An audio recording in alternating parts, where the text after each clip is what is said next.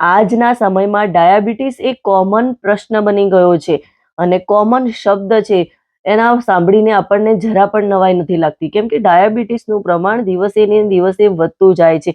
લોકો ડાયાબિટીસથી ગ્રસિત થઈ રહ્યા છીએ અને એમાં પણ આપણે જોવા જઈએ તો આપણા ફેમિલીમાં અથવા તો દરેક જગ્યાએ મતલબ 5 વ્યક્તિમાંથી 2 થી 3 વ્યક્તિને ડાયાબિટીસ આવી જ જાય છે. તો આ ડાયાબિટીસ આવવા પાછળ ઘણા બધા કારણો હોય છે અને આપણે એવું વિચારીએ છીએ કે ડાયાબિટીસ વયસ્ક લોકોમાં આપણને વધારે જોવા મળે છે, પણ એવું નથી. આપણે એવું વિચારીએ છીએ કે ડાયાબિટીસ વયસ્ક લોકોને થાય છે, પણ એક બાજુ આપણે એ નથી વિચારતા કે બાળકોની અંદર પણ હવે દિવસે ને દિવસે ડાયાબિટીસનું પ્રમાણ વધતું જાય છે.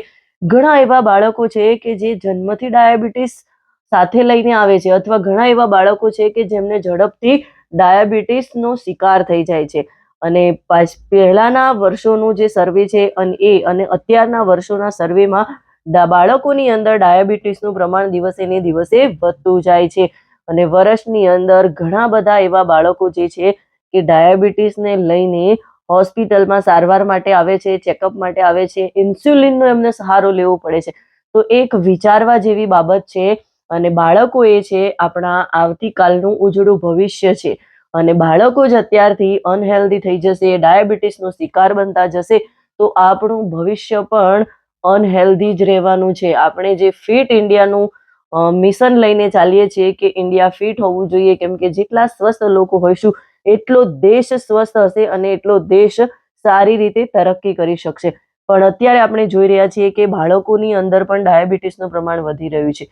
તો આ વધવા પાછળનું કારણ શું હોઈ શકે એને જાણવું ખૂબ જરૂરી છે, કેમ કે બાળકોની અંદર દિવસે ને દિવસે ડાયાબિટીસનું પ્રમાણ વધી જાય તો એ નાનો સૂનો પ્રશ્ન નથી, એ ગંભીર સમસ્યા છે. આ તો વાત થઈ ડાયાબિટીસને લઈને, પણ એવા હાર્ટ રિલેટેડ પ્રોબ્લેમો પણ નાના બાળકોની અંદર આપણને અત્યારે જોવા મળી રહ્યા છે. તો ડાયાબિટીસનો શિકાર બાળકો કેમ થતા જાય છે, એવું તો શું એમની સાથે થાય છે અને એવી આપણે માતા પિતાએ શું ભૂલો કરીએ છીએ કે બાળક ડાયાબિટીસનો શિકાર થતું જાય છે, તો એ જાણવું ખૂબ જરૂરી છે. અને એના માટે જ હું આજે આ વિડીયોની અંદર વાત કરવાની છું. તો બાળકો અત્યારે વધારે પ્રમાણમાં કેમ ડાયાબિટીસથી ગ્રસિત થતા જાય છે, એ પાછળના રીઝન શું છે અને એવી કઈ બાબતો છે, એવી બાળકોની કઈ અનહેલ્ધી હેબિટો છે કે જેના કારણે બાળક ડાયાબિટીસનું શિકાર થતું જાય છે, એ જાણવું ખૂબ જરૂરી છે. અને એમાં સૌથી પહેલી જો બાળકોની હેબિટ હોય તો એ આપણે ચેન્જ કરવાની જરૂર છે. અને આપણે જોઈ રહ્યા છીએ કે બાળકોની કઈ હેબિટો જે છે કે જેના કારણે એ લોકો અનહેલ્ધી થાય છે, ઇમ્યુનિટી વીક થતી જાય છે, વારંવાર બીમાર થઈ જાય છે. તો સૌથી પહેલા આપણે બાળકોના ખાવા પીવા ઉપર ધ્યાન રાખવું ખૂબ જ જરૂરી છે. આજના સમયમાં બાળકોને ઘરનું ખાવાનું બિલકુલ પસંદ નથી આવતું. એમને મોટા ભાગે ટેસ્ટી અને જંક ફૂડ વધારે પસંદ આવે છે અને બાળકોને એની આદત લાગી ગઈ છે. બાળકો રોજ કંઈક ને કંઈક અનહેલ્ધી વસ્તુઓ ખાય છે, જેમ કે એમને વધારે પડતા પીઝા, બર્ગર, નૂડલ્સ અને આવી બધી વસ્તુઓ એમને વધારે ભાવતી હોય છે અને એના કારણે બાળકોને જે પોષક તત્વો પૂરતા પ્રમાણમાં મળવા જોઈએ એ પોષક તત્વો પૂરતા પ્રમાણમાં મળતા નથી અને ફાસ્ટ ફૂડ અને આ બધી પ્રોસેસ વાળી જે વસ્તુઓ ખાય છે એના કારણે બાળકોની અંદર ફેટ જમા થતો જાય છે અને ફેટ જમા થવાના કારણે બાળકો મોટાપાના શિકાર થતા જાય છે અને એના કારણે ઇન્સ્યુલિન રજિસ્ટર થવાનું સ્ટાર્ટ થઈ જાય છે અને ઇન્સ્યુલિન રજિસ્ટર થવાના કારણે બાળકોની અંદર સુગરનું પ્રમાણ વધતું જાય છે. તો ખરેખર આપણે માતા પિતાએ જ બાળકોને અનહેલ્ધી વસ્તુઓથી દૂર રાખવા જોઈએ અને એમને ઘરની પૌષ્ટિક વસ્તુઓ ખવડાવવી જોઈએ અને ઘરની પૌષ્ટિક વસ્તુઓ વિશે એમને સમજાવવું જોઈએ અને એના વિશે એમને જેટલું આપણે સારી રીતે સમજાવીશું એટલું એમને વધારે મજા આવશે અને બાળકોની આ અનહેલ્ધી હેબિટને આપણે હેલ્ધી હેબિટમાં કન્વર્ટ કરવી ખૂબ જ જરૂરી છે. જો આપણે આપણા બાળકનું ભવિષ્ય ઉજ્જવળ જોવા માંગતા હોઈએ તો, એનું સ્વાસ્થ્ય સારું જોવા માંગતા હોઈએ તો. બાળકને બીજી એક આદત એ થઈ ગઈ છે કે એમને કોલ્ડ ડ્રિંક્સ બહુ જ ભાવે છે. કોલ્ડ ડ્રિંક્સ વગર ચાલતું જ નથી. મોટા ભાગના બાળકોને ઘણા બધા એવા કોલ્ડ ડ્રિંક્સ છે કે એ પીવાની આદત હોય છે અને એ પીધા વગર એમનો દિવસ જતો નથી અને કોલ્ડ ડ્રિંક્સ તો મતલબ એટલું એમને ભાવતું હોય છે. તો આ કોલ્ડ ડ્રિંક્સની અંદર સુગર ઘણા બધા પ્રમાણમાં રહેલું છે અને કોલ્ડ ડ્રિંક્સ આમ પણ હેલ્થ માટે હાર્મફુલ છે કોલ્ડ ડ્રિંક્સની અંદર સુગર જે વધારે પ્રમાણમાં હોય છે એ સુગરના કારણે પણ બાળકોની અંદર સુગરનું પ્રમાણ વધતું જાય છે અને સુગરના પ્રશ્નો ઊભા થાય છે અને એના કારણે બાળકો વીક ઇમ્યુનિટીના કારણે કંઈક ને કંઈક ડાયાબિટીસનો શિકાર થતા જાય છે. તો ખરેખર બાળકોને કોલ્ડ ડ્રિંક્સથી પણ દૂર રાખવા જોઈએ. કોલ્ડ ડ્રિંક્સની જગ્યાએ ઘણા બધા એવા હેલ્ધી ઓપ્શન છે કે એમને તમે શરબત આપી શકો છો અથવા તો એવા ફ્રૂટ્સના જ્યુસ બનાવીને પણ એને આપી શકો છો. એટલે અલગ અલગ રીતે તમે અલગ વેમાં બાળકોને ટેકલ કરશો, બાળકોની હેબિટો ચેન્જ કરશો તો ઓટોમેટિકલી બાળકોની અંદરથી હેલ્ધી હેબિટ કન્વર્ટ થશે. તો બાળકોને ખરેખર આવા કોલ્ડ ડ્રિંક્સ અને ઠંડા પીણાથી દૂર રાખવા જોઈએ. આજના સમયમાં જોવા જઈએ તો બાળકોની ફિઝિકલ એક્ટિવિટી ખૂબ જ ઓછી થઈ ગઈ છે.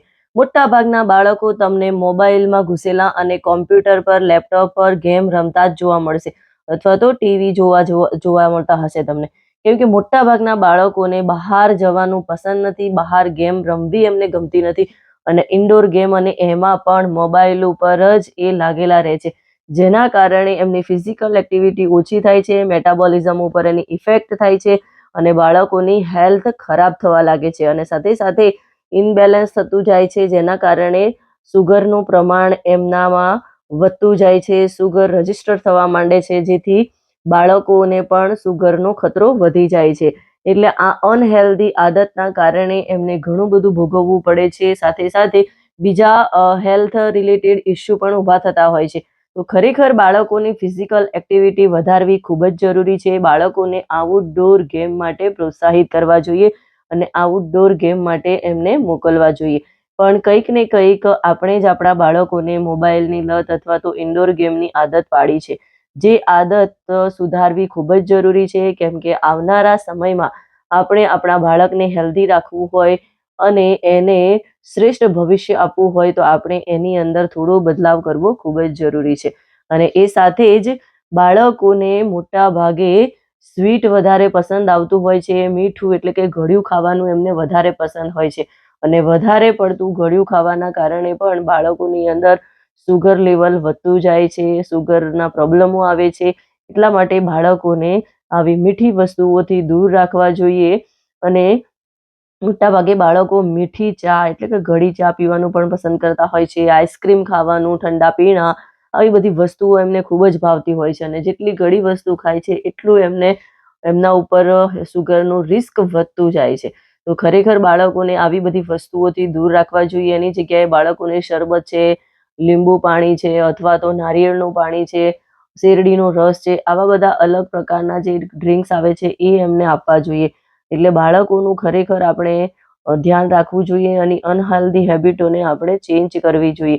અને એ સાથે જ આજના સમયમાં આપણે જોઈ રહ્યા છીએ કે બાળકોની સવાર ક્યારે થાય છે એ આપણને પણ ખુદ ખબર નથી હોતી. ઘણા બાળકો મેં જોયા છે, મારી આજુબાજુ પણ ઘણા એવા બધા બાળકો છે કે એ રાતને દિવસ અને દિવસને રાત ગણતા હોય છે અને એ પ્રમાણે એમનું રૂટીન હોય છે અને એના કારણે બાળકો લાંબા સમય સુધી રાત્રે ઊંઘતા નથી, મોડા સુધી જાગ્યા કરે છે, મોડા સુધી મોબાઈલ ઉપર ગેમ રમ્યા કરે છે, રીલ સ્ક્રોલ કરતા હોય છે, નેટફ્લિક્સ કંઈક ને કંઈક સિરીઝ દેખતા હોય છે, જેના કારણે બાળકોના શરીરનું સ્લીપિંગ સાયકલ બહુ જ ડિસ્ટર્બન્સ થઈ જાય છે અને હોર્મોન ઇમ્બેલેન્સના કારણે બાળકોના મેટાબોલિઝમ ઉપર ઇફેક્ટ થતી હોય છે અને બાળકોના મોટાપાનો શિકાર થતા જાય છે. એટલે રાત્રે બાળકો મોડા સુધી જાગે છે, એના કારણે પણ એમના શરીર ઉપર ઇફેક્ટ થાય છે, હેલ્થ પર ઇફેક્ટ થાય છે અને સુગરનો ખતરો વધી જાય છે.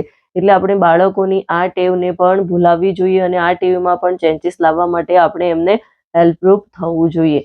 અને એ સાથે જ બાળકોના ઉપર બર્ડન પણ બહુ વધારે રહેતું હોય છે. આજના સમયની અંદર આપણે જોઈએ છીએ કે કોમ્પિટિશન વધતું જાય છે અને બાળકો ઉપર એજ્યુકેશન ફિલ્ડને લઈને, ભણવાને લઈને ઘણું બધું પ્રેશર મમ્મી પપ્પા તરફથી થતું હોય છે, જેના કારણે બાળકો સ્ટ્રેસમાં રહે છે અને સ્ટ્રેસમાં રહેવાના કારણે એમના શરીરની અંદર હોર્મોનનું ઇમ્બેલેન્સ થતું જાય છે અને આ હોર્મોન ઇમ્બેલેન્સ મેટાબોલિઝમને પ્રભાવિત કરે છે, જેના કારણે સુગર થવાની સંભાવના વધારે વધી જાય છે. એટલે બાળકોને ખુશ રહેતા શીખવવું જોઈએ અને બાળકોની આ અનવોન્ટેડ જે સ્ટ્રેસ લે છે એનાથી પણ એમને દૂર રાખવા જોઈએ અને અત્યારથી જ આપણે ખુશ કઈ રીતે રહી શકીએ એ વિશેની એમને ગાઈડન્સ આપવું જોઈએ.